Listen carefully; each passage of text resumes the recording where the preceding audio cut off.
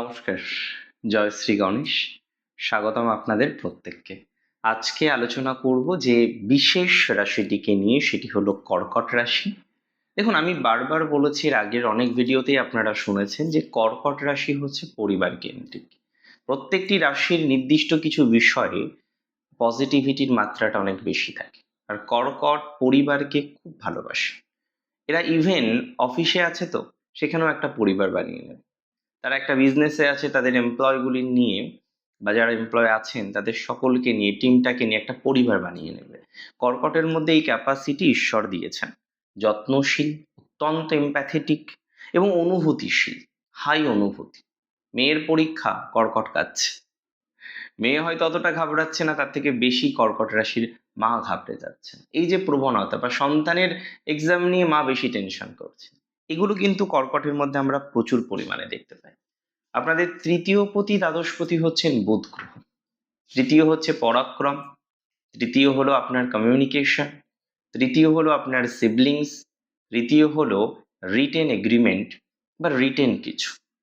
এবং যখনই আমরা চলে আসছি দ্বাদশে, দ্বাদশ মানে আপনারা অনেকেই জানেন যে দ্বাদশ মানেই ব্যয়, বিদেশ। হ্যাঁ, মানসিক চাপটাও কিন্তু দ্বাদশের সাথে কিছুটা কানেক্টেড, মোক্ষ দ্বাদশের সাথে কানেক্টেড, ইনভেস্টমেন্ট দ্বাদশের সাথে কানেক্টেড। এবং রাশিতে আসছে বুধ, তার মানে এই সংযোগে আপনার কোন কোন ক্ষেত্রে লাভ? 5ই আগস্ট থেকে 22শে আগস্ট, এই যে টাইমিংটা, প্রথমত আপনার আত্ম উপলব্ধি বাড়বে, আপনার আত্মপ্রচেষ্টা অনেকটা বৃদ্ধিপ্রাপ্ত হবে, এবং আপনার চিন্তা ভাবনা ও যোগাযোগের ধরন সেটি কিন্তু যুক্তিপূর্ণ এবং স্পষ্ট হয়ে উঠবে। তবে দ্বাদশপতি, দ্বাদশ ভাবের অধিপতি তো বুধ, তিনি লগ্নে আসছেন। তার ফলে নিজের ব্যক্তিত্ব, নিজের স্বাস্থ্য বা নিজের খরচের প্রবণতাটা অনেকাংশেই বাড়তে পারে।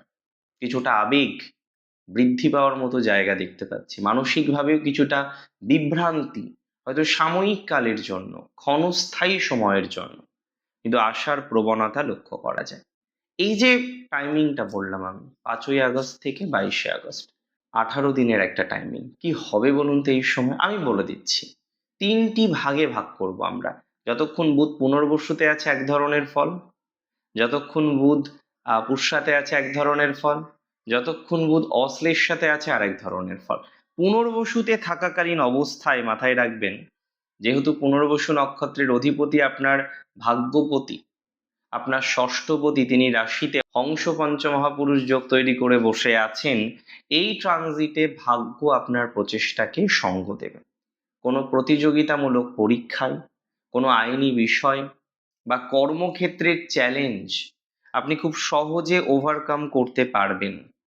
আমি খুব দায়িত্ব নিয়ে বলি, যারা দূরে যেতে চান বা ধর্মীয় কাজে কোনো ভ্রমণের পরিকল্পনা করছেন, ষষ্ঠ ও দ্বাদশ ভাবের স্পর্শ থাকায় আমি আপনাদের একটা কথাই বলবো, স্বাস্থ্যের প্রতি, আপনার হেলথের প্রতি এবং খাদ্য অভ্যাসের প্রতি, the habit of intaking your food, এই দুটো বিষয়ে বিশেষ সতর্কতা আপনাকে রাখতে হবে, বিশেষ সাবধানতা আপনাকে রাখতে হবে। তবে দ্বিতীয় পর্যায়ে যখন পুষ্যা নক্ষত্রে প্রবেশ করছেন বুধ, এটি আরো স্পেশাল।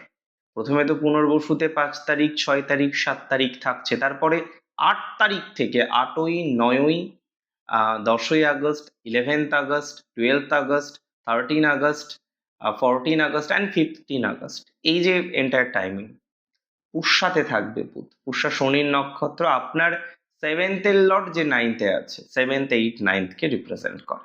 এই সঞ্চারে আপনার পার্টনারশিপ বা চুক্তির ক্ষেত্রে অগ্রগতি দেখতে পাবেন। নতুন চুক্তি, নতুন কোনো প্রপোজাল প্রাপ্তি, নতুন কোনো প্রপোজাল দেওয়া, ব্যবসায়িক সূত্রে, পার্টনারশিপ সূত্রে, এই প্রবণতাটাকে কিন্তু একেবারে অস্বীকার করা যায় না। এই একই সঞ্চারে আমি বলবো, আপনাদের বৈদেশিক যে ক্লায়েন্টসরা আছেন, সম্মানীয় দূরের যারা ক্লায়েন্টস আছেন, তাদের ডেভেলপমেন্ট হবে। বৈদেশিক ক্লায়েন্টের সাথে আপনার যোগাযোগ বা কম্বিনেশন অনেকটাই বাড়বে, নতুন যোগসূত্র তৈরি হতে পারে, বা এই সময় রেফারেন্সের মাধ্যমে আপনার ক্লায়েন্টেল বৃদ্ধির সম্ভাবনা প্রচুর পরিমাণে লক্ষ্য করতে পারবে। অষ্টম ভাবের অধিপতির সংযোগ থাকায় জীবন সঙ্গীর সাথে কথা বলার সময় কথাকে নিয়ন্ত্রণ করতে হবে। জীবনসঙ্গীর সাথে যখন আপনি কথা বলছেন, কথাকে নিয়ন্ত্রণ করুন, বুঝে শুনে কথা বলুন। কি বলছেন, কি চাইছেন, কি শোনাতে চাইছেন, এই বিষয়গুলিকে একটু মেনটেন করার চেষ্টা করুন। এবং আমি আপনাকে বলবো, এই সময় শারীরিক বা মানসিক চাপ আসতে পারে, তাই বিশ্রামের প্রয়োজন এই সময়ে প্রচুর পরিমাণে থাকবে কর্কট রাশির জাতক জাতিকাদের। উপযুক্তভাবে বিশ্রাম নিতে হবে, পর্যাপ্ত বিশ্রাম নিতে হবে, এটা খুব দরকার, খুব আবশ্যক। দেখুন, এই সঞ্চারের যে তৃতীয় পর্যায়ের ফলাফল, মানে অশ্লেষাতে যতক্ষণ বুধ থাকবেন, অশ্লেষা কার নক্ষত্র? বুধের নক্ষত্র। তাহলে এই সময় আপনার তৃতীয়, দ্বাদশ এবং রাশি আরো বেশি অ্যাক্টিভেট হয়ে উঠবে। আপনার প্রখর বুদ্ধিমত্তা এবং ডিপ রিসার্চ বা অ্যানালাইসিসের মাধ্যমে যে কোনো কঠিন কাজ আপনি অনায়াসেই দেখবেন এই সময় কমপ্লিট করে ফেলছেন। কঠিন কাজগুলো কমপ্লিট করার জন্য ভালো সময়। সৃজনশীল কাজ, মিডিয়া লাইনের কোনো কাজ, আইটির কাজ বা রাইটিং এর সাথে যুক্ত যারা কন্টেন্ট ক্রিয়েশন করেন, যারা রাইটিং করছেন, কন্টেন্ট বানাচ্ছেন, কন্টেন্ট ক্রিয়েশন করছেন, তাদের এই সময়টা কিন্তু একটা গোল্ডেন টাইম। কন্টেন্ট ক্রিয়েশনের জন্য একটা ভালো সময় আপনার জীবনচক্রে আসছে। মানসিক ভারসাম্য এই সময় কিন্তু অনেকটাই বিঘ্নিত হতে পারে, বিকজ ঘুমের সমস্যা দেখা যাবে। কর্কটের এই যে 16ই আগস্ট থেকে 22শে আগস্ট এই সময়টা, সব থেকে বড় সমস্যাটা হবে ঘুমের।